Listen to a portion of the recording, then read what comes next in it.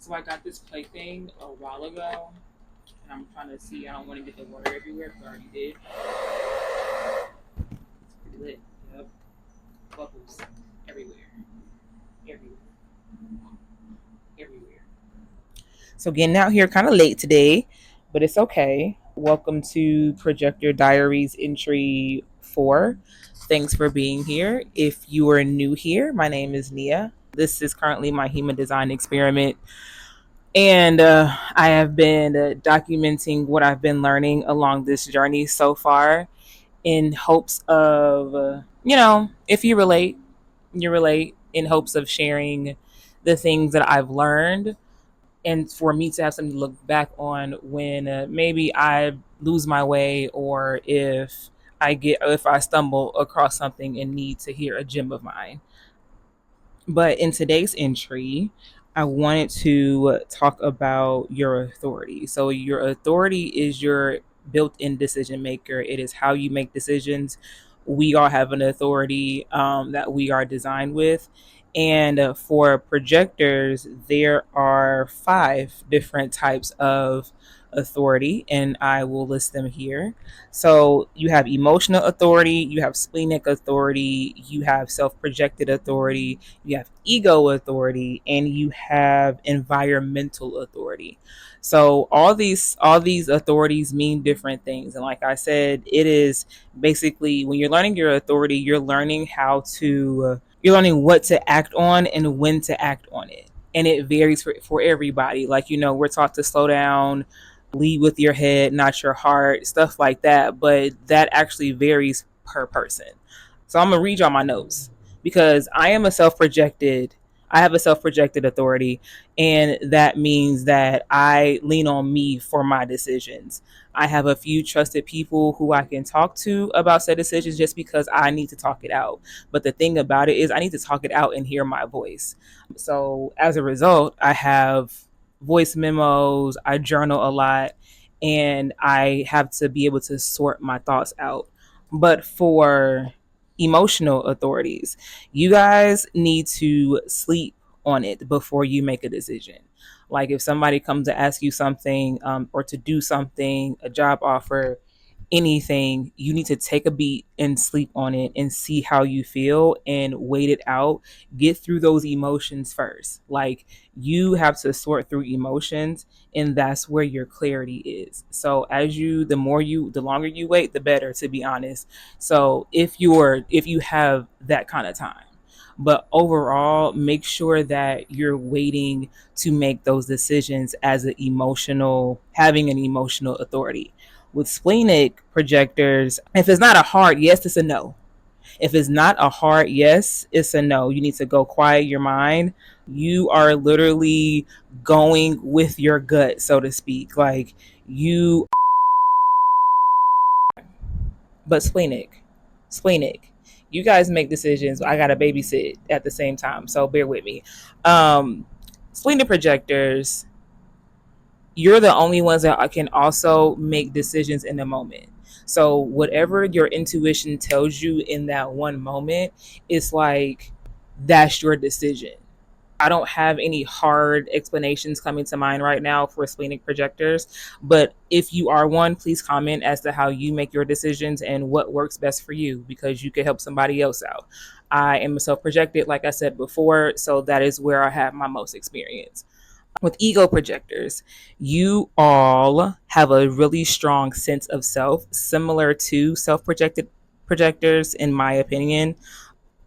Be aware of your undefined center's influence. So, what that means, undefined center, we're doing a crash course real quick. That chart that you get from doing your human design, like when you type in your information and it comes up with this body graph, those shapes are your centers. And some are colored in and some are not. Those that are not colored in are undefined. So wherever you have those white spaces on your chart is where, like, the energy kind of flows through, and you need to be mindful. Yeah, these niggas got a house over here.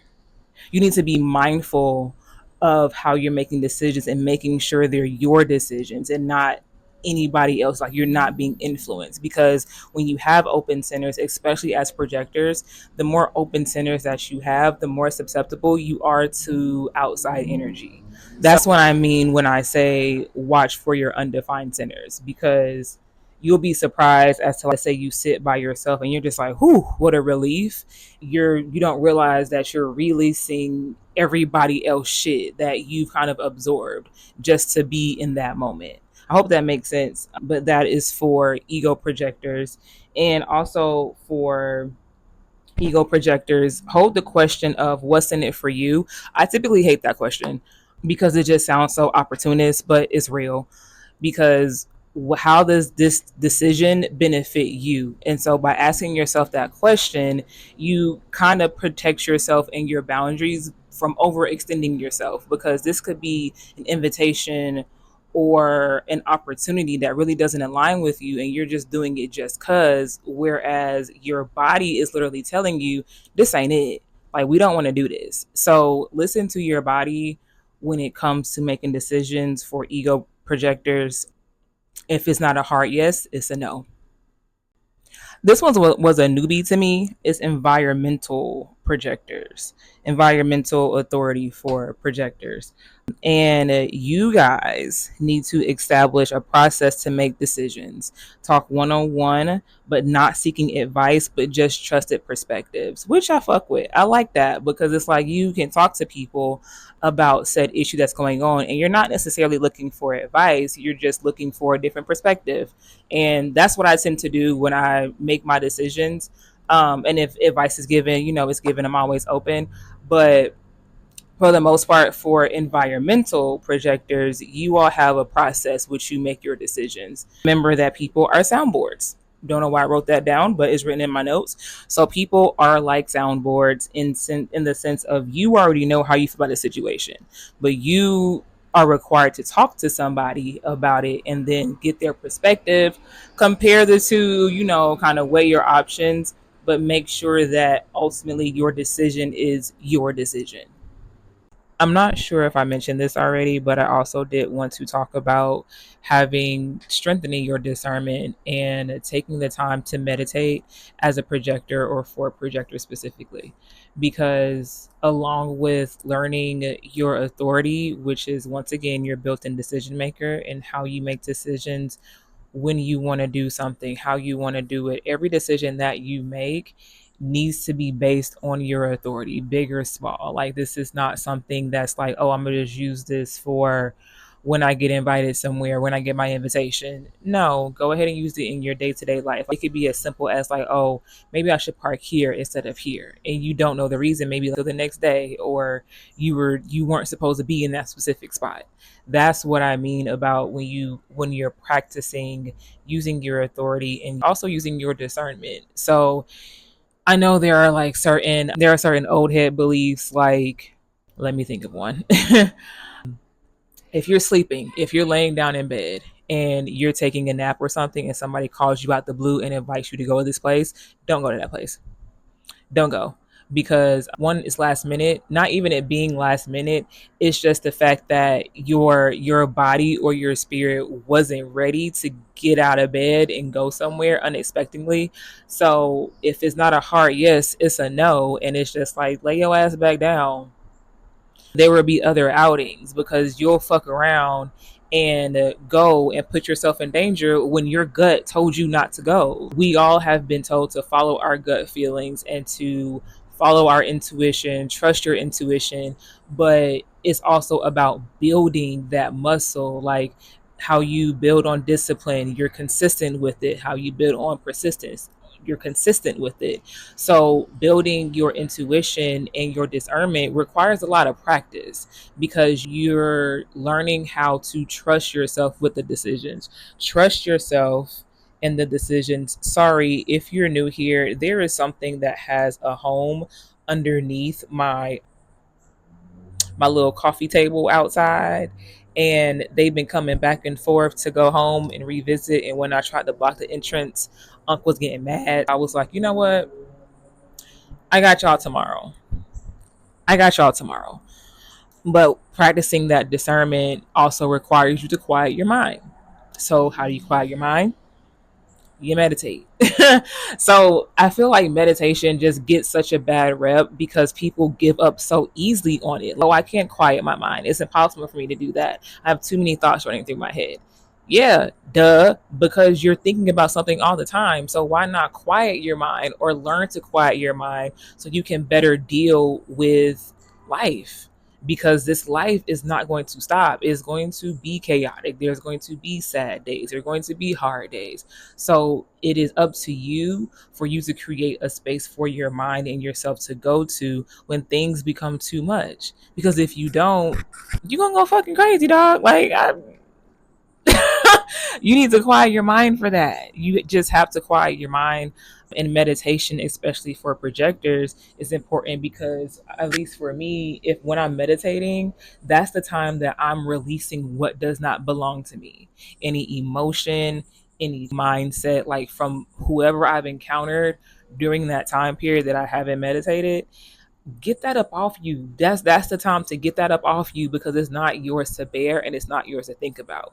Because you also have to consider the fact that projectors are picking up on everybody. Honestly, in a regulated nervous system, emotions, a regulated nervous system is the goal. That's the goal. A regulated nervous system and eliminating chronic stress. Because when you're working towards those two factors, I find that it makes it easier for you to make decisions because you're making them from a calm head, you're making them from a place of clarity and a place of wisdom and understanding. And that all comes in you taking your time, in you talking to yourself if need be, of you talking to other people for different perspectives, and for you to genuinely understand how you're operating in your authority. For me, in my self-projected authority journey, honestly, it wasn't hard. It what this particular part of human design hasn't posed a challenge for me because that's how I've made my decisions. Granted, like, in the past and deep in my early 20s and probably in my teenage years, I would make decisions to make other people happy. Or I would make decisions to make sure everybody was comfortable, everybody was straight. Eventually, it got to a point where how that's going to benefit me, like, but not from the opportunist standpoint, because I also don't like that. It's from a standpoint of, is this beneficial for me and my higher self?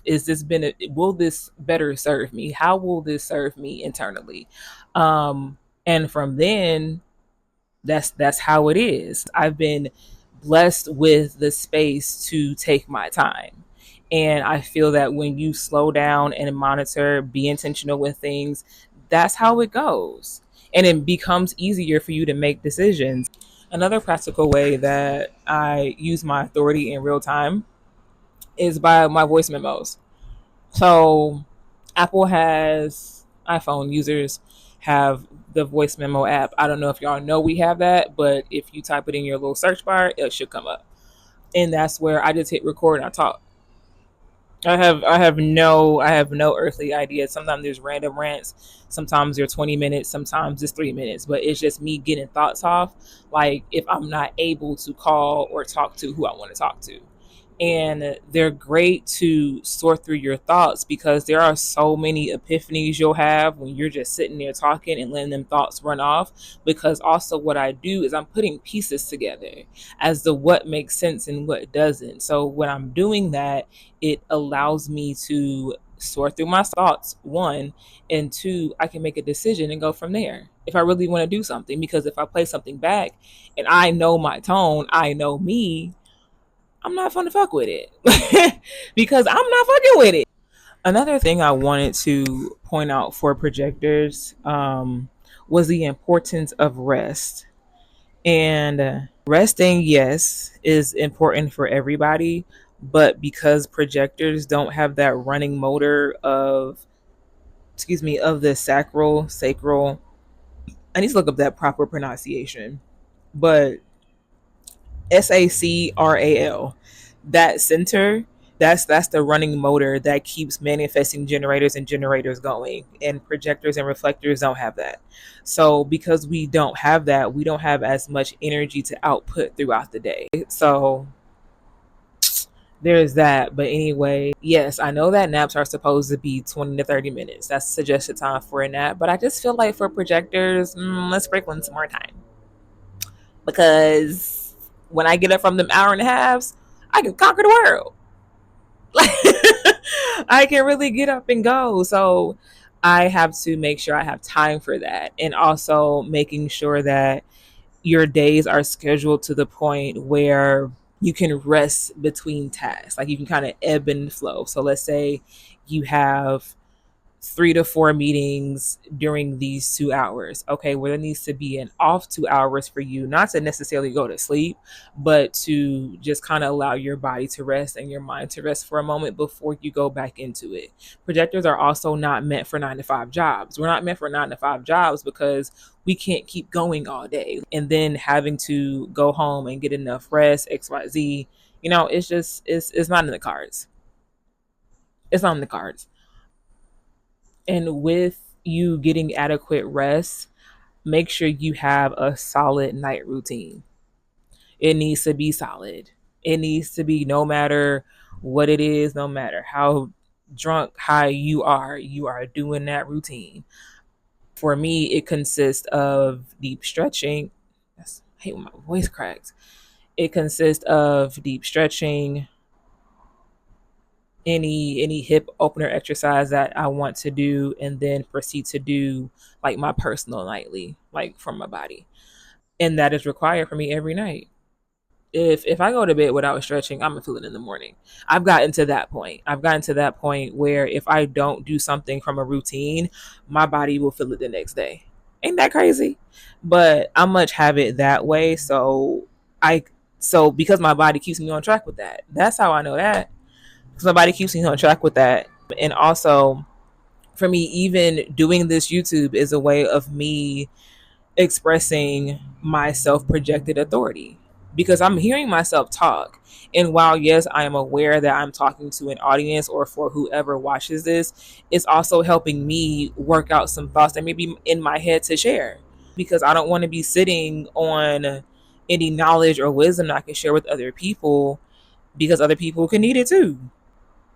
It's simple stuff like that. You just have to figure out what works for you and your authority, and also making sure you're getting accurate. Is accurate the word I want to use? Accurate? That don't sound right to me. We finna ponder this together. I don't know the word I want to use, but it wasn't that. It wasn't. I didn't want to use accurate, but for that, just make sure you're getting enough sleep. Go to bed. Go to bed. There is no reason for you to be up. And I'm talking to myself for that. I'm very nocturnal, but I have been working on making myself go to bed a little earlier. And sometimes how I do that is pulling an all dayer. Sometimes you gotta pull an all dayer, but it also depends on what time I wake up, because my body cracks me up sometimes, because I'll get up at my appropriate time and I'll lay back down, do the mistake of laying back down, and my body will rest until she is rested. So that can range from an hour to 2 hours. And I'll get up and I'll just feel so refreshed. But it's like, damn, I didn't mean to sleep that long. But it's okay that you slept that long. You needed it. Your body needed it. So don't ever feel bad for resting. Don't ever feel bad for if you need to take a break, if you don't need to talk to some people, if you just want some time to yourself to sort through your own thoughts. That is vital for you as a projector, because you need to trust the voice within above all else. I feel like this topic can get kind of long winded, so I'm going to save the majority of it for my next diary entry. But I wanted to talk about the deconditioning process. And the deconditioning process is what everybody goes through in human design. Because, like I said, I don't know if I said this before, I've written this down somewhere. Learning human design is not a set of rules for you to follow. These are merely suggestions for you to incorporate into your life that is of your best interest, that maybe if you follow them, shit can happen. You don't know what kind of shit gonna happen, but it can happen. And with the deconditioning process is breaking free from everything that you've been taught, literally everything that you've been taught. Because what I notice most about my deconditioning process is the more I decondition, I see those that are conditioned, and is no shade, no shame, no judgment, but you see the difference. You see the difference. And like I said, I think I'm just going to go into depth in another entry, because I know that I can ramble about this subject for a while, because you will be surprised as to how much you do because somebody told you to do it, and not based on if you even want to do it or not. I know that for myself, my life is very unconventional. My life is non-traditional, unpredictable as most are, but I'm the type that will turn up on a Tuesday and it's the middle of the week, or I'm the type that will be making French toast at 4 p.m. You know what I'm saying? Like during the week. And it's just like, yeah, that's not normal. Well, that's not your normal. This is my normal. But with learning about the deconditioning process, it was easier for me because it made me, I don't want to say accepted, but it's like, okay, I'm not tripping. Okay, I don't have to be like everybody else. Okay, I don't have to follow everybody else's schedule. I can literally create what I want to create, and that is part of learning the about the deconditioning process, because you learn to just have your own sovereignty. And last thing about the deconditioning process, I know we gonna talk about it later, but I wrote down changing your mind and expanding your beliefs, and expanding your beliefs about what is available to you. Expanding your beliefs about what is available to you and expanding your mind. Also, in your design, it tells you how you digest information and also how you can manifest. That's the big thing everybody wants to learn. But in learning that, you have to equip your mind to match what you're even calling in, and to train your mind to see like, hey, this is possible. This is possible for me, simply because it's possible for everybody else. In conclusion, there are 5 different authorities. Learn your authority. Decide how you want to use your authority in your life. Remember, your authority is your built-in decision maker. This is how you're making decisions. This is how you're navigating throughout your day. This is how you can learn to gain your sovereignty for yourself, is by understanding your authority. So we understand our authority. We understand that we need to practice having discernment in making these decisions, and also taking the time to meditate, especially for projectors. Getting that discernment down, getting that meditation, and having that become a non-negotiable for you will work wonders. So, you know, until next time.